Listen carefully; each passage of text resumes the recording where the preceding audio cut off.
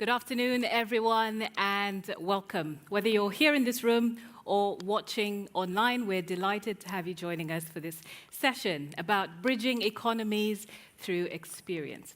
Now, today, we're going to take you on a little journey.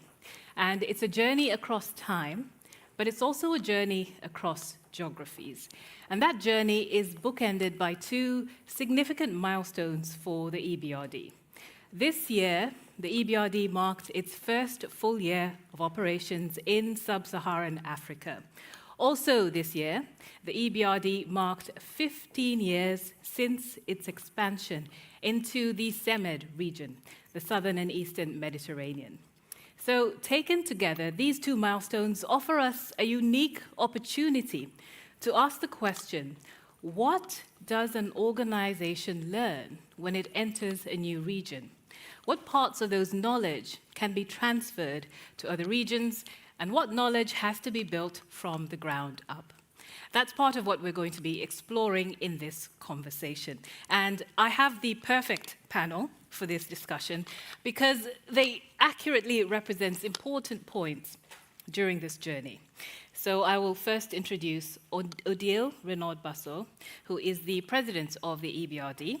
And since taking office in 2020, Odile has overseen the bank through a period of significant expansion. So she brings clear insight into how the institution's model has evolved across regions and over time. Also with us today, we have Zeina Toukan, who is Jordan's Minister of Water and Irrigation. Many of you will know that Jordan is one of the most... Planning and International Cooperation. I beg your pardon. I beg your pardon. Minister of Planning and International Cooperation. Well, Jordan is still one of the most water-scarce countries in the world, which means that development finance is tied directly to essential services and national resilience. So she will bring that perspective of a country that has experienced this partnership over 15 years. Also with us today is Leslie Masdorp, Chief Executive of British International Investment, and he has worked across some of the world's most influential development finance institutions. That gives them a unique perspective and experience in how development banks actually expand into new markets and adapt to different opportunities. And making up our panel is Aminu Umar Sadiq, who is Chief Executive of the Nigeria Sovereign Investment Authority. As the EBRD establishes itself in sub-Saharan Africa, he brings this perspective of an institution that is already helping to shape the region's investment future. And of course, in this room, we have represented a depth of experience in development partnerships, perhaps more than any other gathering in the world this week. So of course, I must ask you a question, and you can get involved using Slido. We'd like some insight from you. And a question we'd like you to vote on is this. From your own perspective, whether as a policymaker, a practitioner, or investor, wherever you sit, what is the truest measure of a successful development bank partnership from your perspective? We'd love you to get involved in this conversation. It would be interesting to see the results of what you think. We will, of course, bring you these results a little later in the conversation, but that's the question there. What do you feel is the clearest measure of a successful development bank partnership? And this will be quite central to what we're discussing today. So please just use the QR code and get involved in that conversation. We'll leave it up for a little bit to allow you some time to do that. But as we begin, we'll start with you, President Odile, because this is a journey, as we've said, across time, and the EBRD has expanded several times in its history, from emerging Europe to Central Asia to the Mediterranean, and now to sub-Saharan Africa. So looking across these expansions, what would you say is the through line that has really made the EBRD model travel wherever it goes? So I think that one of the key features of our, step-by-step expansion is the fact that the core mandate of the bank, which is to support the private sector and to support transition to well-functioning market economy, open market economies, has been maintained as a key, is at the core of what we do in the different geographies. And I think we were set up to work in in the 90s, to work to help transition from communist, very centralized economies to market economies. We've been very active, for example, in Latvia to do that, and we've accompanied the transition of the countries. But doing that with the focus on the private sector, but beyond, our objective has never been to finance only projects, but really to accompany a transition in setting, for example, transforming the regulation, competition framework, governance framework, and so forth, in order to facilitate, to open private investment and attract foreign direct investment. And I think this core of the mandate remains what is a key feature for us, because one specific feature is that we are not only private sector. So the bulk of what we do is for the private sector. 75% of our investment are in the private sector, but we can still work with state-owned enterprise, with municipalities, with local authorities, in order to help them transforming access the market, get access to a broader center of finance. So it's this a bit hybrid dimension, which gives us the capacity to invest in project as a bank, but also do a lot of policy work, technical assistance, in order to facilitate this investment in the private sector. One feature of the model has also always been to have a strong presence in the ground, so to build on local teams who know the countries, who are people from the country, which give us a very strong engagement in the ecosystem of a country. And for example, when we start now in sub-Saharan Africa, the first thing was to set up offices and to have people everywhere, in order it can be smaller, bigger teams and so forth, but so in order to have an in-depth understanding of how the market function, how the business function, and so forth in the country. So deepening that understanding of the market is crucial. But if I can pick on something you said, you're not just investing in projects, you're investing in transitions. What is the spread that you have seen? Do countries have the same transitions?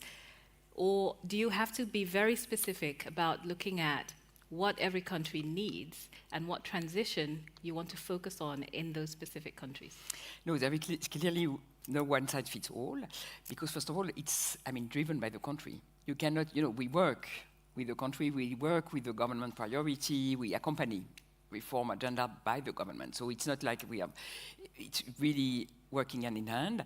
And also countries have different history, different background, different structure. The role, the organization of the public sector may be very different, and so forth. So each time you need to, adjust to the institutional setting, the economic structure, also the specialization of the economy, and so forth. But there are something that you can use. You learn something in a country, and then you can use it in another country, and that's, this hybridation, or building on experience from different parts of the world is also very useful, because then you can adjust, relying on what you've learned, what has been the successful in one country, how you manage to develop a reform. So it's at the same. We have some sort of key policy lines or key policy priorities, but adjusted to each country's circumstances. Okay, so that's from the institution side. Let's hear from the country side, Minister Toukan. When the EBRD first came into your region 15 years ago, from that country level, what was it you saw in the EBRD approach that felt different, perhaps, or seemed different to the approach of other multilateral institutions? Thank you, Nancy. The EBRD expansion into the SEMED region came after a very critical timing that the region went through, following the Arab Spring and the Syrian refugee crisis. And it's a time of heightened security, stability, and investment risks. Not much would come, everyone would think twice, why do I want to invest in a region? Support the resilience of the region or the resilience of the countries that would contribute to stability of the region at large.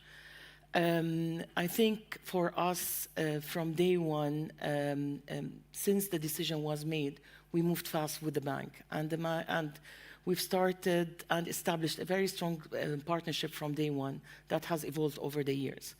The region started with 4 countries. It got expanded with time. We have commonalities across the board as middle-income countries to a larger extent, but some are in more dire crises than others. What made the bank also different, especially at that particular timing, in spite of Jordan's relationship with other international financing institutions, is that they have aggressively moved and delivered. So it was not just a decision to expand to the south, to the southern Mediterranean, south and southern Mediterranean region, but with the expansion, delivery went on. For us, we were able also to take advantage or to mobilize all the different instruments that the EBRD has offered. The private sector for us was number one. As Odile was just mentioning, for us, even when we went also with our due diligence process and with our internal approvals, it's the private sector that was at the back of the minister back then that we wanted to, you want the private sector, a strong private sector to transition through evolving crises, private sector that can contribute to growth, and then private sector that can contribute to jobs. This is what we were basically after. The 15-year period also wasn't about just regional crises, but we had also global crises that we have seen the bank adapting in a very quick manner. For Jordan, we've been at the receiving end, whether it's a regional crisis or a global crisis. We've been, we're a very small open economy, successive shocks, we've been at the receiving end. I still recall the conversation back in the days, 2015, with the bank management also on the Syrian refugee crisis and how the bank can help. The bank working with other donors to be able to put a response plan that can support host countries to continue to deliver, and this is moving, this is how we started moving from the private sector also to the public sector throughout this partnership and the relationship with the bank, to help us to deliver critical services in host communities. Water was one of them, the one you mentioned, municipal services, and building resilient infrastructure to help us to maintain the resilience that we need. I just wonder, is there an example that particularly stands out to you of a project that instantly comes to mind for you as one that really made a difference? Listen, we have many. It's very difficult to choose, but what I would bring about maybe 2 sectors. The bank from day one has helped us to deal with the dual challenge of water and energy. Energy, the bank has helped us to move, to basically move from a challenge into an opportunity, especially with the expansion and the investment and the development of our renewable energy sector. But as we speak today, we have a flagship project, not only for EBRD in being also the largest financier to this project, but also to Jordan and other DFIs, which is a water desalination and national water conveyance project. It's a project that is 5.8 billion in terms of size, US dollars, of course. And it's critical in the sense that it's an existential project for Jordan. Jordan is a climate change hotspot, and it's mainly manifested in the water sector. Without this project, it's going to be very difficult. It's already difficult, and it's going to become very difficult in few years. We're already at 61 cubic meter per capita in terms of water supply, which is way below the global poverty threshold of 500 cubic meter per capita. But it's also a project that maybe with other successful examples in countries of the region, creating these country platforms. Egypt is a star example in this regard. For us, I think this project is a country platform in itself, in terms of the water part, There's the renewable component of it. Of course, there's the policy-related issues that comes with it, but it's also complemented with even a bigger program outside of the 5.8, which is the system readiness to get this project to be able to receive the water and distribute the water.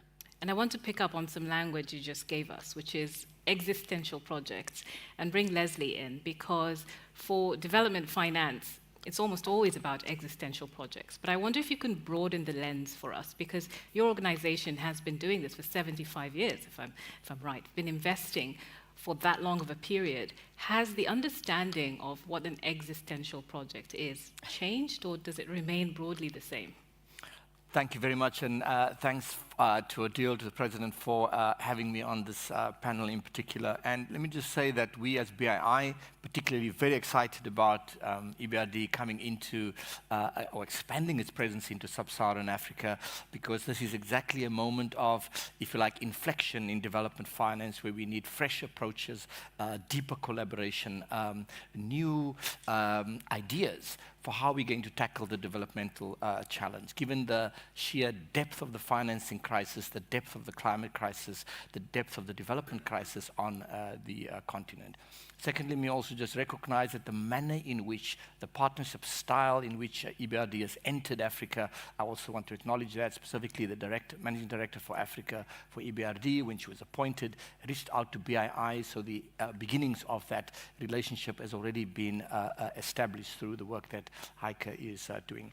Thirdly, I think we have to learn from each other. EBRD is establishing itself in completely new markets from scratch, which they should be credited for. And we have, as you've just referenced, Nancy, deep 70, 80-year track record in these markets. There's a great overlap between what we do as BII and EBRD. And EBRD has one additional sort of element in their toolkit, which is the connectivity to the sovereign and public sector. In order for development to be durable, to be lasting, to be sustainable, you also need a stable, clear, predictable policy and regulatory environment. We as BII, our theory of change from 1948 when we were established, has been about building the private sector as the engine of growth, the engine of job creation, the engine of creating lasting prosperity. But we know in order to do that, we need to partner with the state and with governments. And we don't have those tools, so we see a neat symbiotic relationship between how we want to work with EBRD going forward. Another point I'd like to highlight is that what has differentiated BII over the last 75 years is our sort of approach to sort of patient risk-bearing capital. We invest in equity in markets that very few DFIs and MDBs would invest in.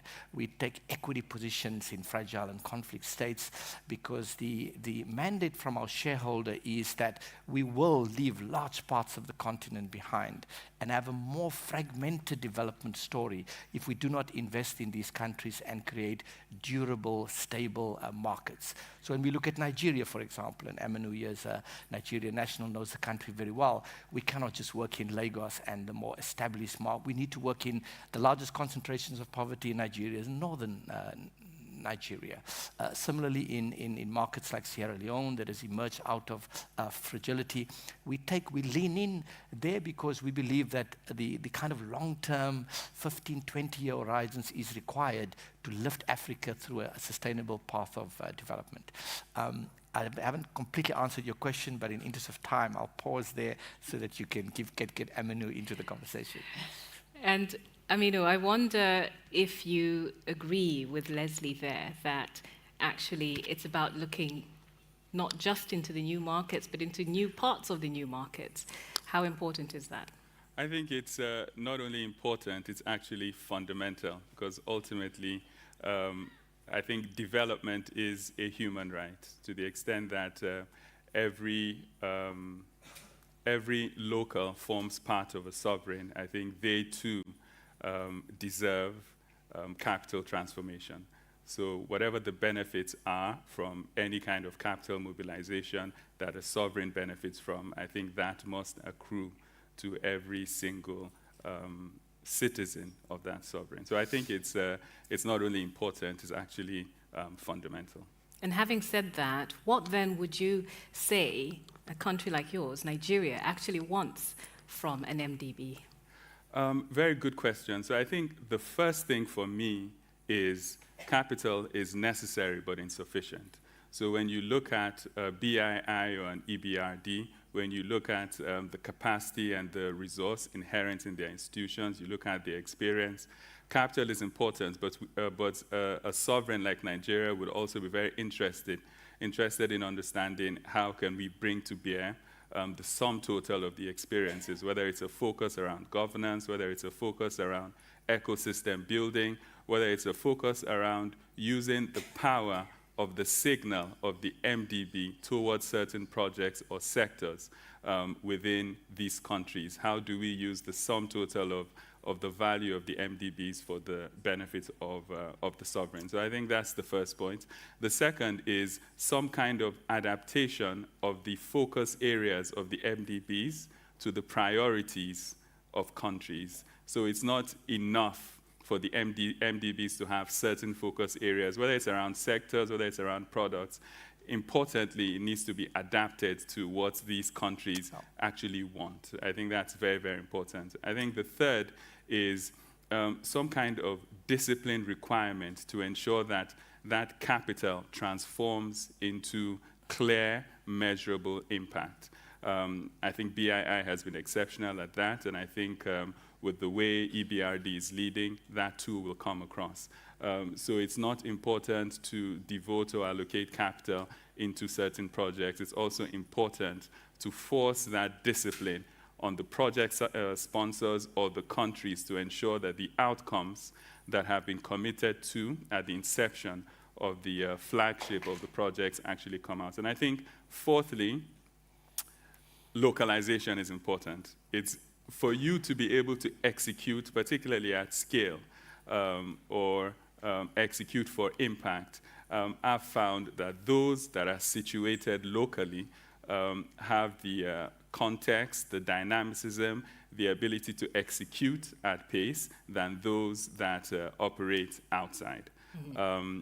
And I think those are the sorts of things that we'll be looking at from MDBs in order to effect the kind of change that we hope. Well, Odile, you mentioned actually being in the country, which echoes what Aminu is saying there. But just in terms of the first year of full operation in sub-Saharan Africa, what are your reflections on that?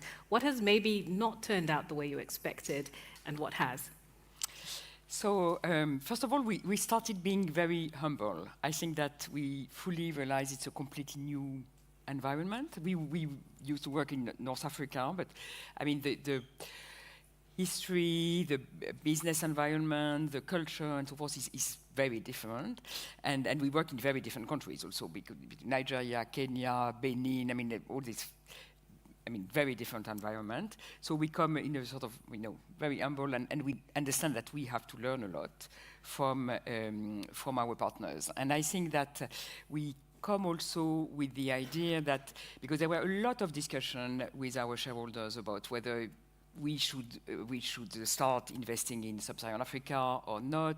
Sometimes you have the feeling that there were many institutional, the DFI, MDBs, and so forth, and no project. So you have the debate whether you will be crowding out others or not, or whether what kind of value added we will bring. So we had a lot of time to think about that and to sort of try to define our strategy, where will be our added value, and so forth. And I think that it has proven very effective, because we started really willing to work with others and to learn from others and to partner on co-financing of project and so forth.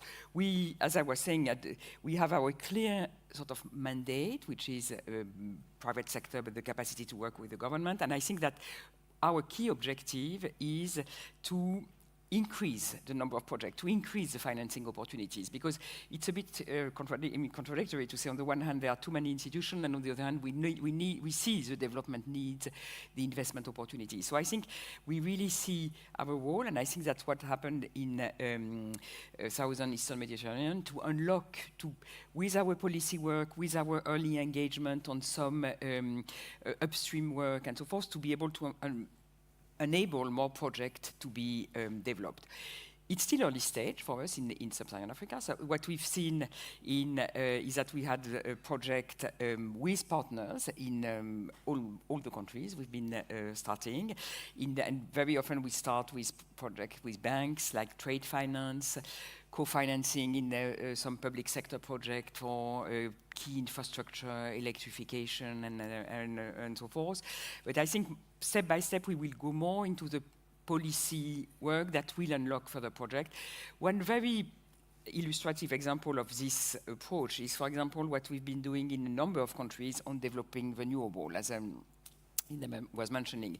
We very often work with countries on what is the regulatory framework that will allow private investors to invest in developing renewable capacities. We're doing that across different countries, each time adjusting to the specificities of the country. But then you develop a huge pipeline of projects when we have the right framework, countries moving with auction, for example, and so forth. Then you unlock a big pipeline of projects that we may invest part of it, but everybody, all the partners could also invest in and create a lot of opportunities beneficial for energy generation and more investment in the country. So still early stage, but we are very happy with the beginning, and I think that we see a lot of entrepreneurial. We are very struck by the entrepreneurial spirit, the mindset, the initiative, the innovation capacities, and so forth. And that's really, cheering us. Very positive. And Leslie, because we have this situation where, as the President said, there are many institutions, but gaps still exist. What would you say the biggest gaps are that still exist, that desperately need to be filled? Firstly, with regards to what EBRD brings to the party, I think these, multi-decade experience in market creation, market building, market level impact is probably one of the unique sort of differentiators that EBRD has from its experience over the 90s working in economies that are very different, but it's about the experience of having that impact beyond the transaction, looking beyond the transaction to how we're building an ecosystem. That's the approach and the paradigm which is now informing all of development finance. The second point to make, though, is that we are now at a stage, as you know, where the old tools are no longer sufficient. All of our governments throughout the G7, the developed world, are faced with major fiscal challenges. The next number of years are going to be challenging in terms of getting fresh capital injections and so on. So we've got to find new ways of reinventing development finance. And one of the principal drivers of that, or the principal pivot we are making, is towards more mobilization of institutional capital, which is why it's important that we have Amunui specifically here, because pension funds, insurance capital, sovereign wealth funds is the new game in town. We have to be more catalytic. We must de-risk projects in such a manner that we can crowd in more commercial capital. We've already done this very successfully on the African continent. Unfortunately, it's country by country, but let's take Zambia. In Zambia, BII established a funding mechanism, a funding platform, $70 million platform last year, which the important feature of it is that we managed to bring in the largest pension fund, the National Pension Fund Authority, called NAPSA in Zambia. We also managed to bring in Swedfund, the Swedish Development Fund. In Ghana, we did the same. In some of these in these two jurisdictions, the pension fund regulator had to make certain adjustments in their rules in order to accommodate them to invest alongside us. it's in that domain of mobilizing private sector capital where I think the real sort of material uplift will happen over the next few years. And EBRD has got huge value to bring to the party because of its institutional credibility, the successes that it has had in the past. The final point I'd like to make is on local currency financing. Again, EBRD has got experience here, and so do we, but one of the biggest challenges that we face in our 78 years of operating in the African continent is that we have functioning businesses that generate very good returns, which after currency depreciation, that return disappears. There's no established derivative markets. You can't really hedge the currency risk. So that's one of the biggest challenges. We have to find new mechanisms to deal with the foreign exchange risk challenge. Minister Toukan, some contrast would be interesting here. How much of the challenge that is being described by Leslie resonates with the experience of the last 15 years, or would you say it's been dramatically different in your region? Listen, no, I don't think it's not dramatically different, but it's we managed throughout the time. I think what has basically helped us is doing these strong alignments with our national priorities. So in the current case, it's the economic modernization vision. And we moved with EBRD, which I assume it's the same in other countries, through a programmatic approach and country strategies. So this has ensured strong alignment and has helped us to set the priorities and also establish the mechanisms and the frameworks to work in with other partners to basically to crowd in funding to move projects. I gave an example of one flagship project that has utilized also different tools, whether EBRD or donors or other DFIs, from technical assistance to grants to concessional financing to debt swaps, green financing, de-risking tools, the guarantees, the private sector financing. So establishing this proper framework and a coordination mechanism with other partners has helped us to move this project forward. But maybe the adaptability also, as I said, we've moved from one crisis to others, to the other. So adaptability, and alignment were very critical. In addition to financing, it's the knowledge that the bank brings to countries like Jordan and to the regions, and this is in itself is invaluable. Yes, the financing is very important and the mobilization of private capital, but the knowledge that institutions like the EBRD can bring to countries, not only the public sector, but also to the private sector, I think it's invaluable across different sectors. And the continuous innovation and evolvement to basically also to find solutions to grow a portfolio or to come around to ensure that projects deliver the tangible results. I think this has been of critical importance and will continue to be of critical importance going forward. Okay, we'll come back to the results of our poll in just a minute. But before we get to that, Aminu, I'd just like you to weigh in on some of what has been said and also add your perspective in terms of what you think is the most important thing to focus on in these early years for an institution like the EBRD entering a new region.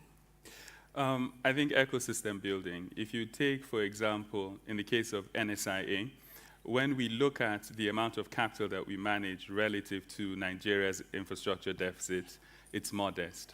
And so what was clear to us was for us to begin to move the needle in the infrastructure space in Nigeria, it was important to find a way to mobilize local currency to financing domestic infrastructure.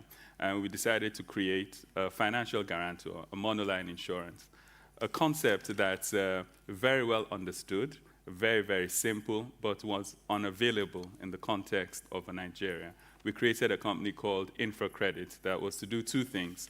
On the one hand, deepen our capital markets, but on the other hand, sort of create a well-capitalized, well-governed, well-managed financial guarantor that conservative local currency, i.e. the pension funds, would have comfort in order to begin to finance local infrastructure projects. And we've done so over the last 5-6 years with the help of FCDO and BII. But what was clear to us is that InfraCredit has been a stunning success in terms of shareholder returns, in terms of being a thought leader in a new sector within the country. But from a sovereign standpoint, it isn't moving the needle. When you compare the amount of PFA capital relative to the total pension fund size, it's modest.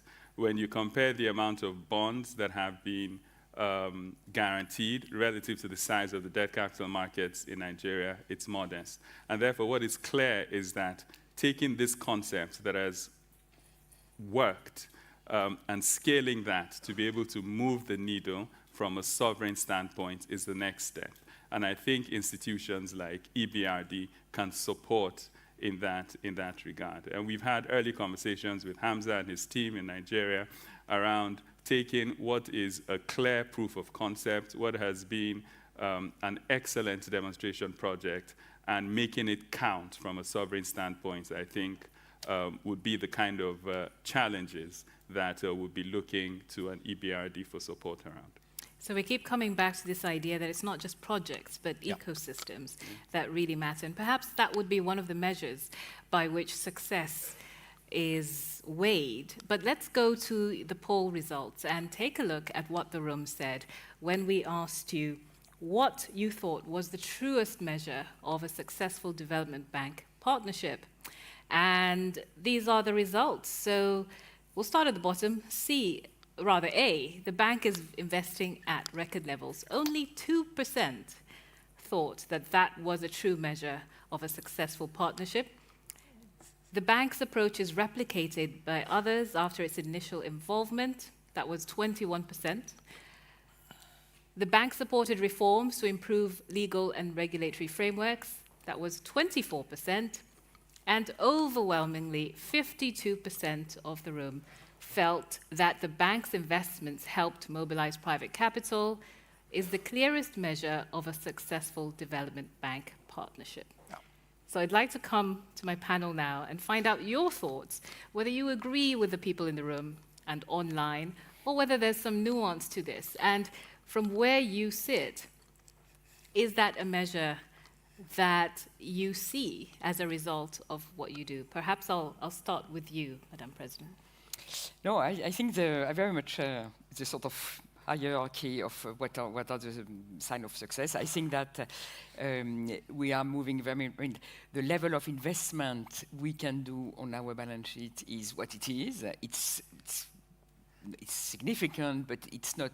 It's clearly not enough to address the financing needs, the development gaps, and so forth. So the mobilization of private capital is very important. And this is more and more, I think, a priority which is integrated by all MDBs in terms of how you measure success and what shareholders expect from us. I think there are different dimensions in that.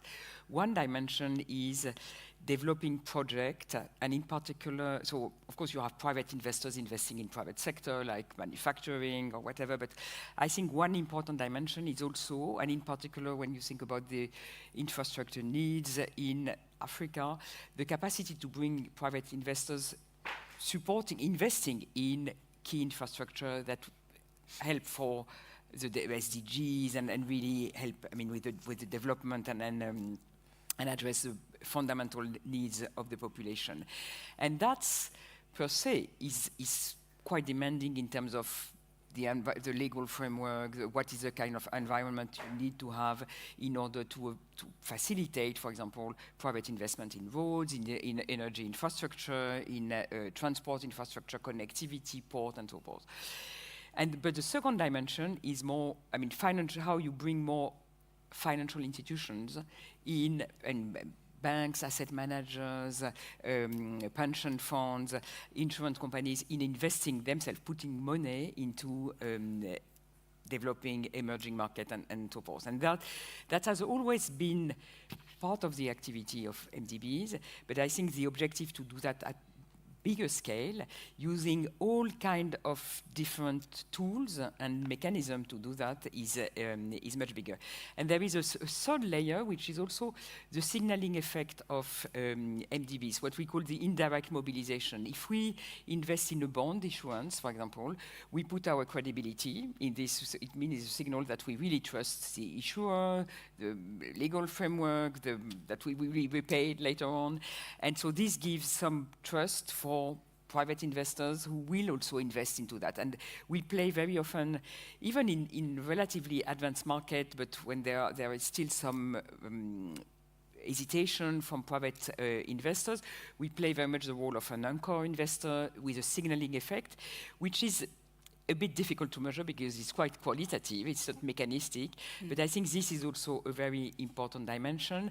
And also with the view to develop new products. For example, one of what we've been doing in Mediterranean countries is developing local capital market for municipal bond issuance, for example, or state-owned enterprise access to the bond market with green bonds and so forth, as a way to leverage financing and to get out of a purely banking-funded economy to more market-funded economy, which is also, important dimension to bring in funding and also contribute to more transparent, more rigorous governance. Because if you go to market, you need to have, a set of, be completely transparent and on the governance, the results, and so forth. So this is also transformational in a way. Broad impact there with that signaling effect. Now, Leslie, I saw you emphatically agreeing with this result, but I wonder, you have been talking about systems and setting up ecosystems. Wouldn't you then say that the bank supporting reforms to improve those frameworks would be the most important thing? I think that the outcome of the survey is indeed what the consensus is in development finance, that this is the number one priority for the sector going forward over the next number of years. However, the key question is how? How are we going to be able to successfully mobilize these large volumes of institutional capital? The current system is not, the architecture is not organized to do this. Yeah. We each function as Could you explain that? individual- What do you Sure. mean when you say it's not organized? So each one of us, BII, Norfund, FMO, DG, like take all the European DFIs, EBRD, IFC, all of the private sector development finance institutions, we have our own development impact metrics. We have our own sort of split in products between equity, debt, and funds. We are all institutionally siloed because we are set up as individual institutions.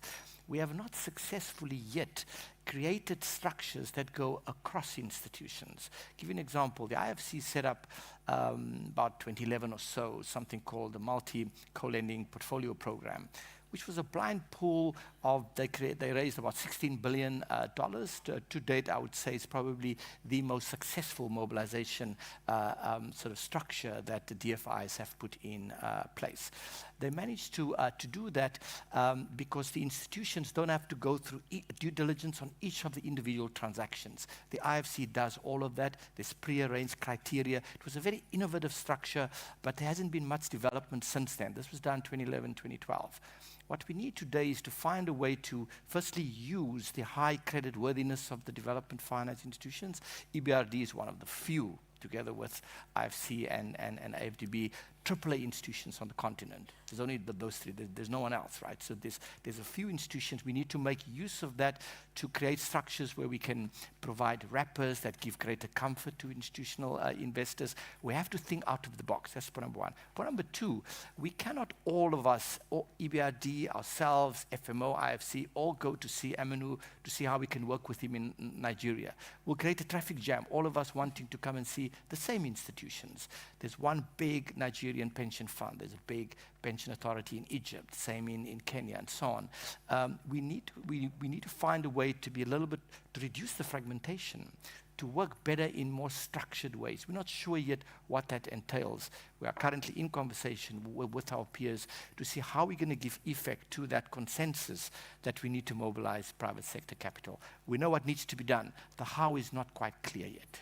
You've given us a lot to chew on there, and if there's anyone in the room who might have some insight into that, I will have time for just a couple of questions after this round. If we've got a microphone ready in the room, I'll come to you after this. But Minister Toukan, over the past 15 years, what has your experience been? When we look at those poll results, what would you say resonates with your experience in terms of what you have considered to be successful about the past 15 years? I think it's a combination, but I agree that the bank's investment has helped mobilize private capital. I think this is important. It gave confidence for investors to come and invest. I think sometimes it's the signaling effect that is very important, especially when you operate in a very challenging region. And as Odile mentioned, the reforms to continuously improve the ecosystem is also equally important. And I think this is also the knowledge that an institution like the EBRD has brought not only into the public sector, but also into the private sector. The ecosystem, the governance structures across the corporate sectors. What we've seen also, it's very important to build a very strong client base and to continue to expand on that. With some, it's when you do your due diligence on a number of clients, they become more of your comfort zone that you want to continue with. But it's also important, and the private sector usually is a bit hesitant, especially. Again, it depends on the region and the country, to go and invest. So there are the different tools are there, and how do you make the best out of the available tools to mobilize the tools, depending, on whether the project itself, the deal itself, and how to continuously move. I would still also, I think, investing at not record levels, but I would say promptly and quickness. I think this is very important. But it's a combination of maybe of the different questions under the poll. The mobilization of private capital is critical. There are still huge gaps, and the needs are huge.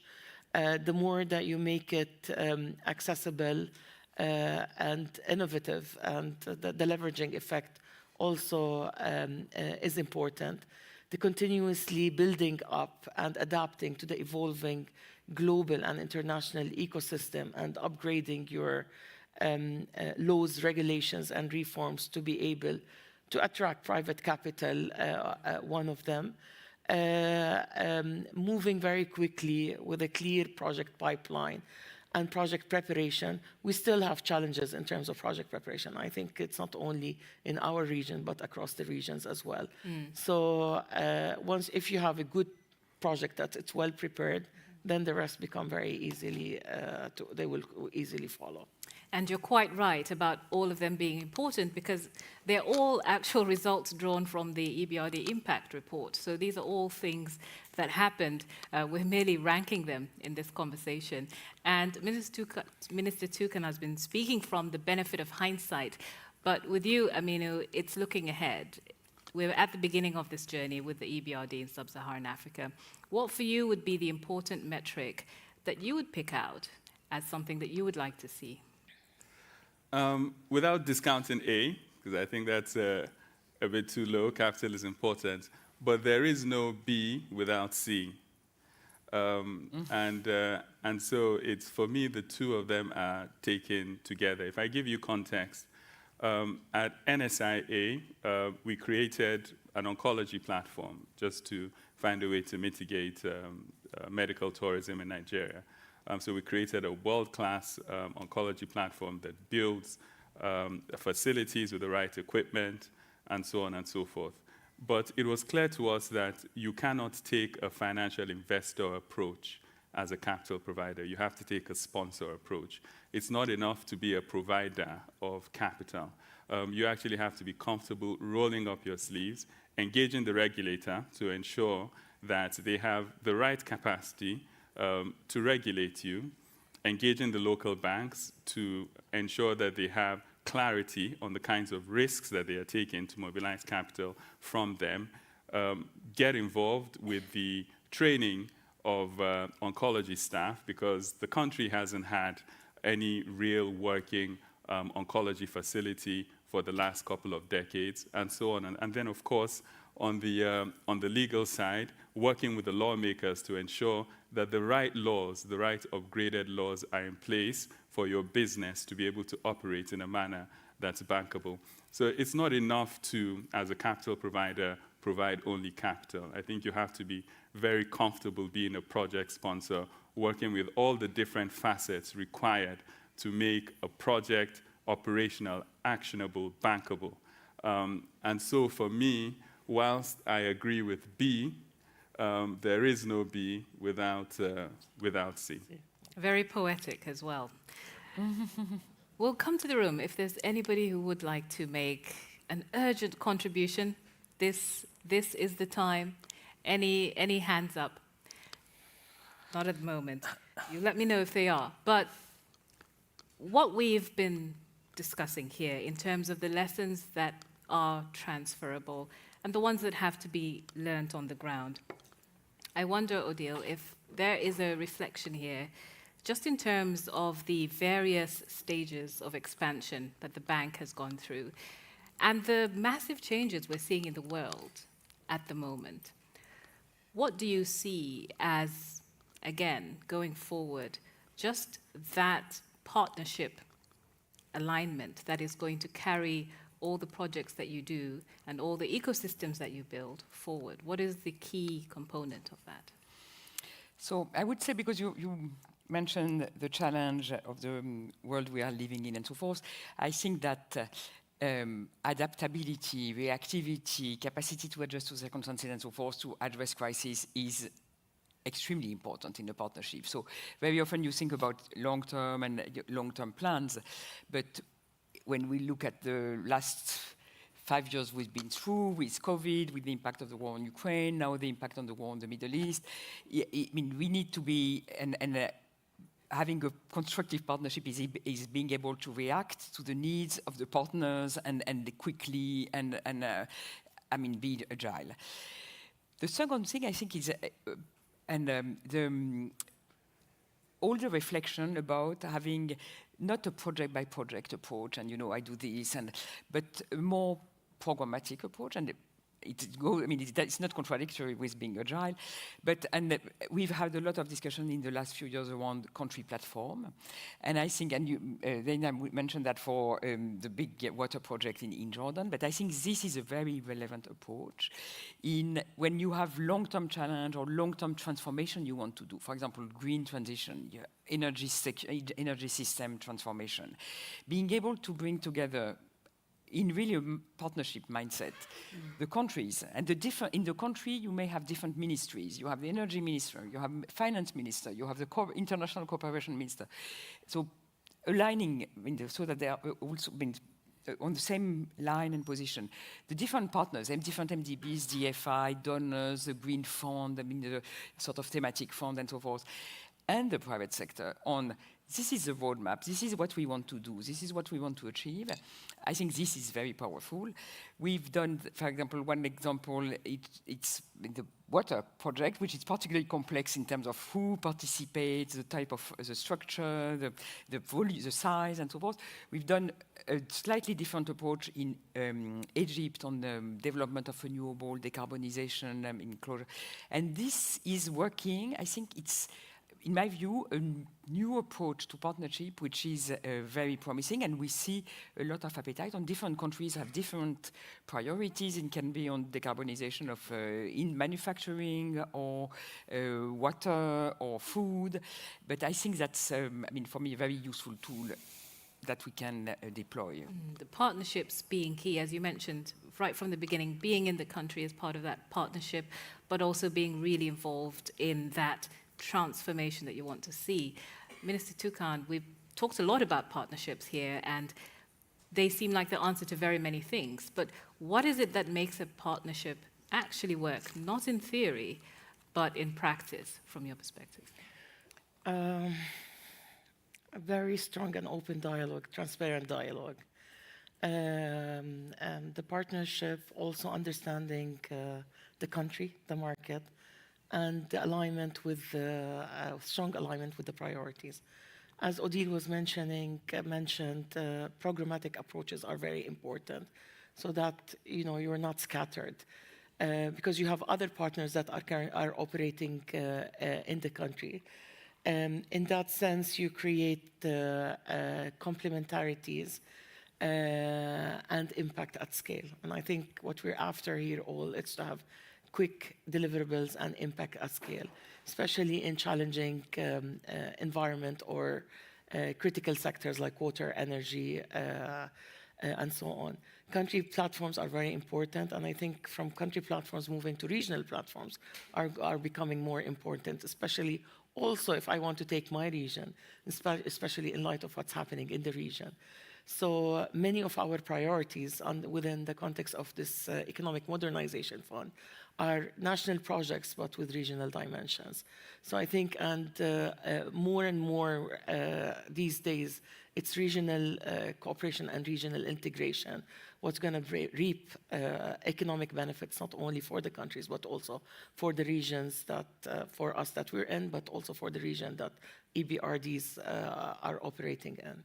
That's a strong way you've put it, national projects with regional dimensions. And Leslie, you brought up this issue of silos, of different organizations operating within their own domains. Partnership could be a way to solve that, but Sure. What sort of partnership? What's the how of how you build those partnerships? I think one of the innovations that have been started 2 years ago, led by Ajay Banga, for example, was the idea of putting together, it's now called mutual reliance frameworks or friendship, all kinds of words have been used to describe it, but the first one was done between the World Bank and the Asia Development Bank. And essentially, it's to remove the fragmentation, the duplication, because if we co-finance a project, EBRD has got its own investment committee process to BII. It's got its own rigor, it's got its own legal due diligence, and so on. There is clearly scope for greater standardization and also for convergence in our policies, so that we don't impose the, for example, the reporting requirements on our investee companies.